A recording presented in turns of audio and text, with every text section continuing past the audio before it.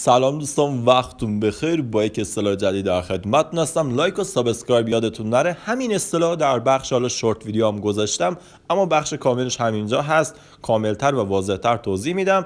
نگاه کن. بی خیال، ولش کن. کافانا تاکما، کافانا تاکما. بی خیال، ولش kon. Mesela nega kon. Kafana takma. O eskiden de böyle kızgın olurdu. Kafana. Kafa به معنای حالا سر. پسوند به هست. تاکماک به معنای فرو کردن. میگه تو ذهنت فرو نکن. حالا میگه بی خیال، ولش کن. او اسکیدن. اون میگه حالا اسکی به معنای قدیم. دم پسوند از هست. ده به معنای حالا هم هست. böyle یعنی اینطوری.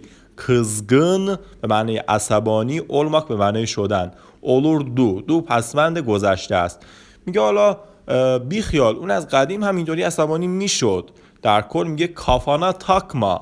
O eskiden de böyle kızgın olurdu. بی خیال، اون از قدیم همینطوری عصبانی میشد. لایک و سابسکرایب یادتون نره. ممنون که هستین.